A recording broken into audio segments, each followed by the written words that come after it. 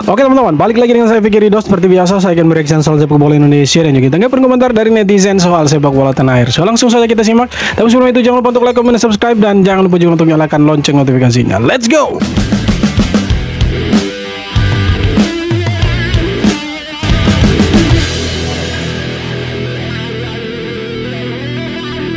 Anda ingat lagi tak skuad Malaysia yang menjuarai Piala AFF 2010? Kalau anda nak tahu, sebenarnya skuad Harimau Malaya kita kalah besar dalam perlawanan utama 5-1 dengan Indonesia. Melalui tournament inilah kita dapat tengok watak-watak utama Harimau Malaya seperti Safi Salih, Mak Yo, Safiq Rahim, Asyari Samsudin dan ramai lagi. Bagi pendapat saya, ada seorang pemain yang layak dipanggil Unsung Hero, iaitu Amar Rohidan. Bagi pendapat anda, pemain mana lagi yang layak dipuji berdasarkan tournament ni?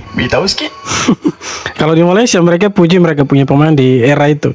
Bedanya dengan di Indonesia, di waktu itu kan kita kalah dari Malaysia. Nah itu ada isu yang sangat santer terdengar dan beredar luar di Indonesia kalau waktu itu Indonesia terima suap. Entah kabarnya betul atau tidak, tapi saya pikir isu itu sudah berkembang di masyarakat dan ya kita sih berharap isu itu tidak benar, dan kita sih berharapnya itu memang Indonesia waktu itu kalah murni dari Malaysia. Tapi ya isunya sudah beredar dan sudah menjadi konsumsi masyarakat itu.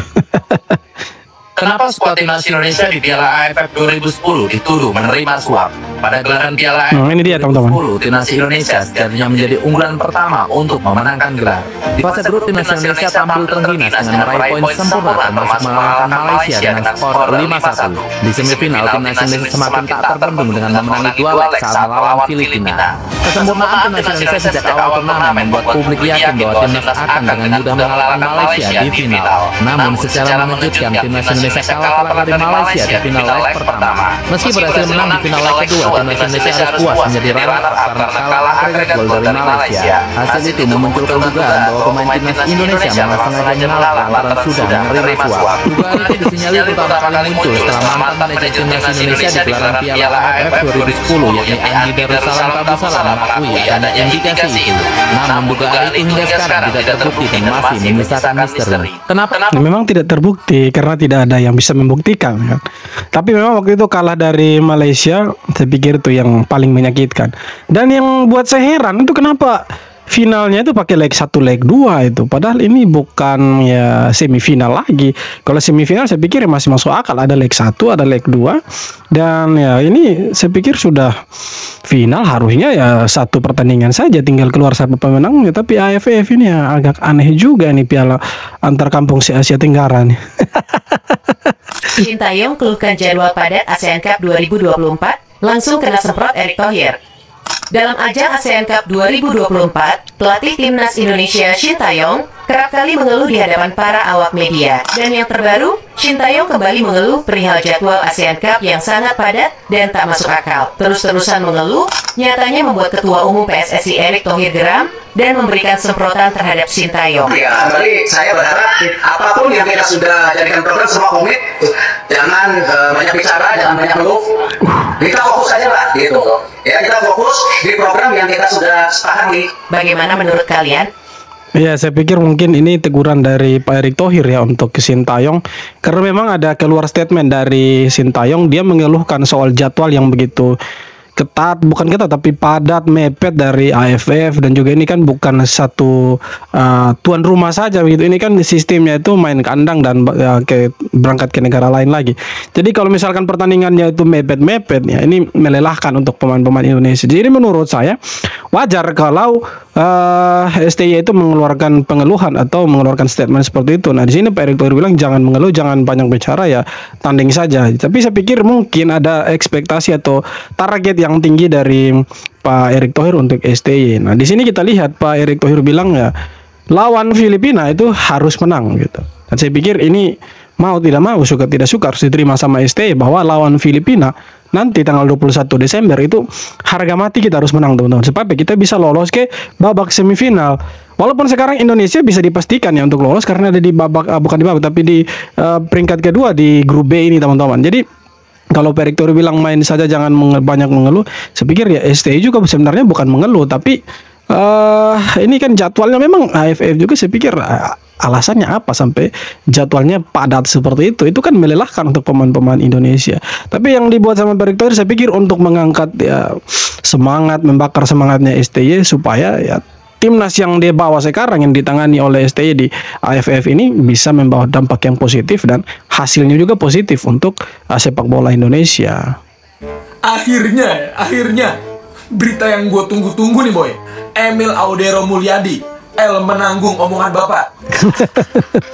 Udah menyatakan dari mulutnya sendiri kalau doi ingin bergabung dengan timnas Indonesia, tapi belum ada update dari Pak Erick Thohir. Sebelumnya sorry nih boy kalau agak telat, karena ketika berita ini kemarin up, gue lagi ada kegiatan boy. Namanya juga L terlambat ya, but it's okay. Mari kita bahas boy. Berita ini di up dari X, yaitu namanya lo bisa lihat sendiri, Mas Agam. Doi ketemu Emil di Itali, meminta tanda tangannya Doi, dan Doi itu sempat nanya. Ya lo bisa cari sendiri lah ya.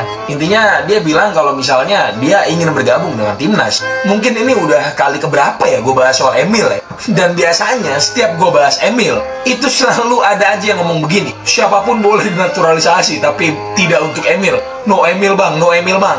Bapaknya tidak nasionalis bang. Mimpi kali. Dan masih banyak lagi. Emil itu lahir di Indonesia boy. Bapaknya asli orang Indonesia.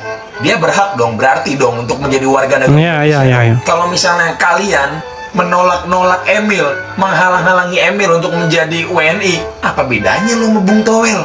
Apa bedanya lu pada sama ibu-ibu DPR yang kemarin? Apa bedanya lu sama L.A. Kamsi boy? Terus yang lebih kocak lagi yang menurut gue ya, ada yang bilang kayak gini, kalau misalnya Emil masuk tapi kiper utama Martin Paes, lu siapa Sintayong? Urusan starting ya urusan Sintayong boy, bukan urusan kita. Siapa yang main duluan ya urusan Sintayong. Dan yang lebih kocak lagi menurut gue, ada yang ngomong kayak gini, Gak perlu, Hernando sama Nadeo udah bagus. Ngapain Emil dia cadangan di Como? Mohon maaf nih, brother, mohon maaf nih, cadangan di Como. Como tuh liga apa sih?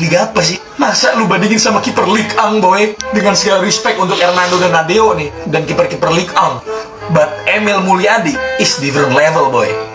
Cuawan aja yang mainnya di Championship Divisi 2 Inggris, dan dia udah gak pernah main sekeren itu mainnya kan. Apalagi Serie A boy. Mari dibuka pikiran, dibuka. Kita jadi fans timnas yang waras. Yang nolak Emil gak gua ajak. So kita tunggu aja boy berita soal Emil. Semoga hilalnya semakin. Ya kalau Emil datang saya pikir kita punya opsi kiper semakin bagus. Kita punya kiper yang berpengalaman juga semakin banyak.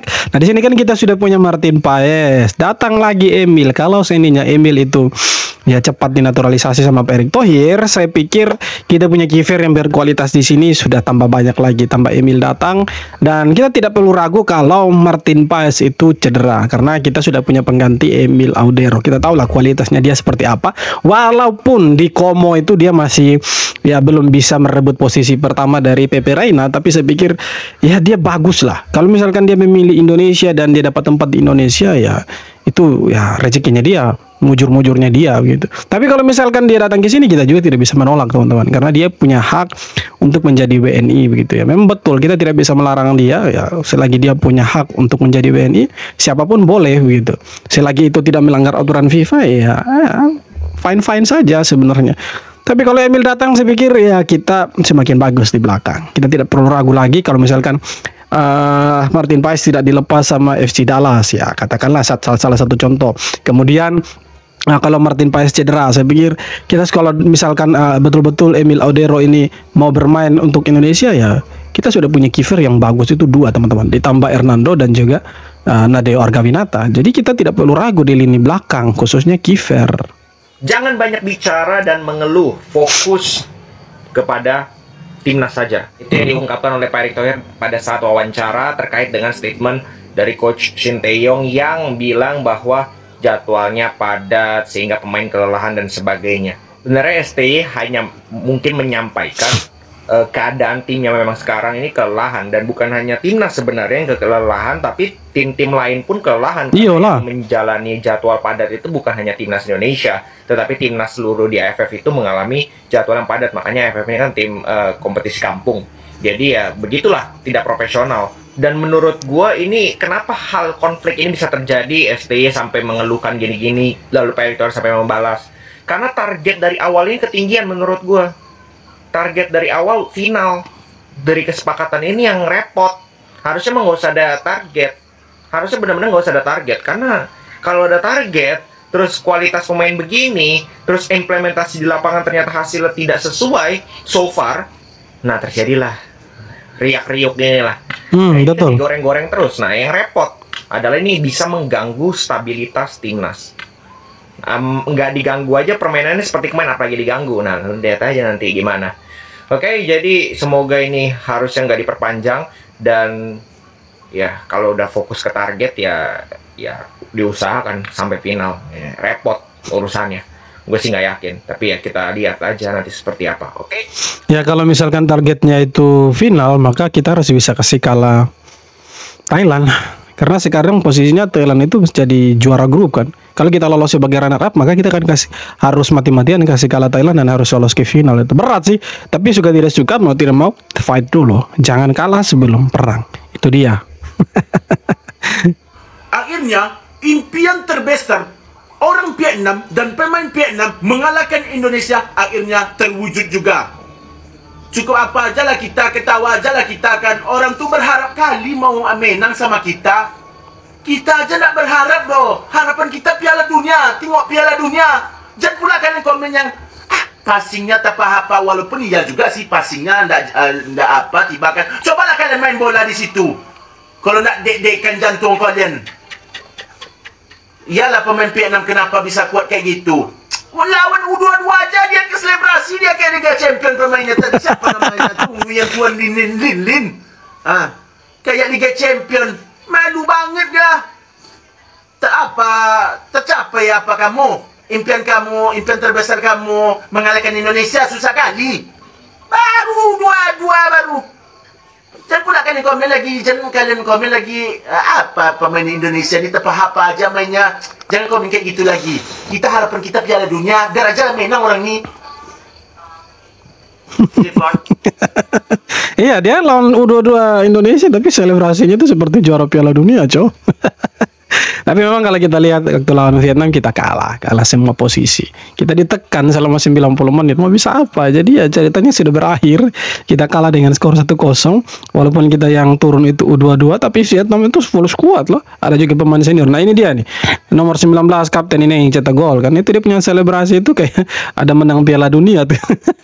Erick Thohir ogah paksa Justin Hubner dan Ivar Jenner main di Piala AFF 2024. Ketua Umum PSSI Erick Thohir buka suara soal peluang Justin Hubner dan Ivar Jenner bergabung dengan skuad Garuda di Piala AFF 2024. Erick menegaskan bahwa dirinya tidak memaksa semua pemain harus bergabung. Justru yang menjadi prioritas Erick Thohir adalah meningkatkan kualitas pemain yang ada di Liga Indonesia. Namun jika pemainnya berkarir di luar negeri bisa bergabung seperti Rafael Struijk dan Marcelino, tentunya dirinya membolehkan. Erick Thohir mengerti kondisi pemain karena sebagai atlet sepak bola, para pemain tentu merasakan rasa lelah. Apalagi untuk para pemain yang bermain di klub besar, tentu dirinya menghormati karir sang pemain. Erick Thohir juga bilang hal yang paling penting untuk federasi lakukan adalah menjaga karir pemain di klub. Jangan sampai hanya karena turnamen di luar kalender FIFA harus mengorbankan karir pemain, baik itu jam terbang hingga pengalaman di klub. Gimana sobat Balakop? Kalau kalian pengen Justin Hubner dan Ivar Jenner gabung dengan skuad Garuda nggak? Tulis kita sih mau saja, bukan tidak ingin, ingin juga. Cuma kalau misalkan sampai Ivar Jenner dan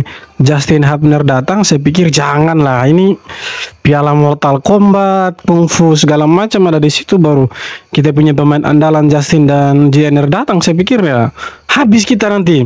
Soalnya ini mereka bermain kasarnya minta ampun ini. Tapi lagian kan si Justin juga ini ada cedera itu kan waktu di divisi Championship. Tapi U21-nya Wolves itu kan dia lagi cedera itu ditandu keluar kan. Jadi saya pikir kalau misalkan Jenner datang, Justin Hubner datang, janganlah, biarkan sudahlah pemain-pemain yang ada sekarang mereka bermain. Tinggal mereka ini bermain di kualifikasi Piala Dunia saja. Apalagi kita tahu Jenner ini kan pemain andalannya ST ya di lini tengah itu, dengan si Justin Hubner ini di lini belakang.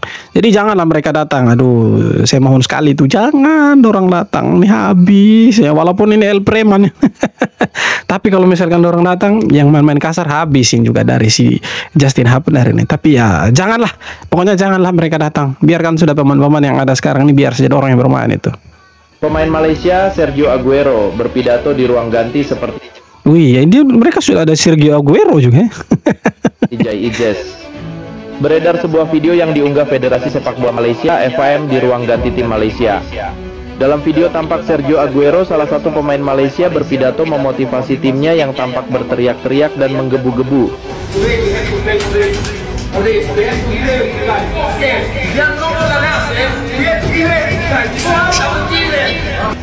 Video tersebut mengingatkan pada video yang diunggah timnas Indonesia di mana Jay Ijes membakar semangat para pemain. Video tersebut sempat viral di mana aura kepemimpinan Jay Ijes begitu kuat tanpa harus berteriak-teriak dalam memotivasi tim. We worked so hard to be here. We are on this round and we have a beautiful opportunity to put our nation on the map. Netizen Indonesia mampir ke akun Federasi Sepak Bola Malaysia tersebut. Mereka bilang bahwa Sergio Aguero meniru apa yang dilakukan Jay Ijes. Bagaimana menurut kalian guys? Apakah hal itu mirip atau kebetulan saja? Ya, kalau bilang kebetulan, tapi mirip sih dengan yang dibuat sama Jay Ijes di ruang ganti itu. Tapi tidak apa-apa, itu hak-haknya mereka. Mereka mau tiru mau apa, tapi kesuksesannya orang lain itu kan berbeda-beda.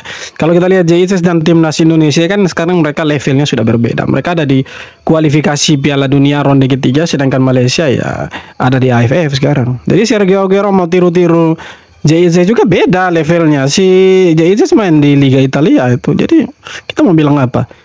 Dari status level aja sudah berbeda. Jay Ijes lebih dari Sergio Aguero-nya Malaysia ya, bukannya Argentina.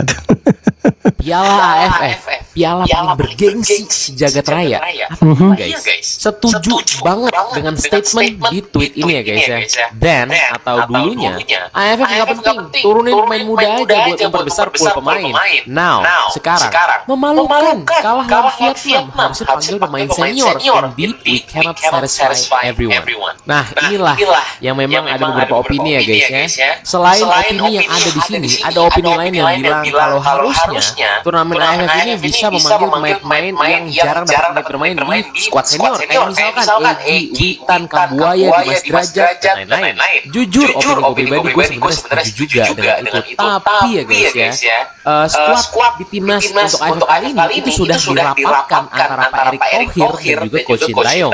Dari rapat mereka berdua nih guys ya, Pak Ete sebagai ketua umum dan Coach ST sebagai pelatih timnas sepakat, mereka berdua sepakat untuk menurunkan skuad U22 di turnamen AFF kali ini. Tentunya untuk target jangka panjang yang lebih dipikirkan itu turnamen-turnamen SEA Games dan juga kualifikasi Piala Asia U23. Nah jadi ya udahlah, ini tuh udah dirapatkan antara Pak Ete dan Coach ST gitu loh. Untuk para pemain muda emang sih ada U22 bang, ada AFF 19 itu buat mereka bukan ini. Emang. Tapi buat para pemain muda ikut turnamen senior tentunya pengalaman yang didapatkan lebih baik lagi untuk mereka. Jadi biarkan mereka berkembang dan kita dukung aja guys. Gitu dulu, yuk kita komen. Ya, kalau misalkan mereka bermain di levelnya senior untuk AFF, ketika nanti misalkan mereka terjun ya ke level, kembali lagi ke level mereka misalkan U22, U23 atau ASEAN Games atau kualifikasi Piala Asia U20, saya pikir ya level mereka sudah berbeda karena mereka sekarang mentalnya itu seperti mental senior kan. Ketika mereka berhadapan dengan pemain-pemain yang seusia mereka, maka jiwa mereka atau kepemimpinan mereka di lapangan, tipikal permainan mereka itu sudah seperti pemain-pemain senior. Jadi ya tidak ada salahnya juga kalau misalkan Pak Erick Thohir kemudian STY menurunkan pemain-pemain yang ada sekarang yang usianya kalau kita bilang ya 20 tahun begitu. Jadi ya tidak ada masalahnya karena tim mereka ini akan dipersiapkan untuk level yang lebih tinggi lagi. Nah kalau misalkan mereka kembali bermain ke U20 atau U22 atau kualifikasi Piala Asia, mental mereka tuh sudah berbeda. Nah kalau misalkan mereka dipakai terus di level mereka ya mental mereka kan seperti mental U22 bukan mental senior men. Oke teman-teman, jadi itu dia beberapa video tanggapan dan komentar dari netizen soal sepak bola kita. Jadi silakan tulis tanggapan kalian di kolom komentar dan terima kasih banyak sudah nonton video sampai akhir. Kita jumpa lagi di video berikutnya. Hormat.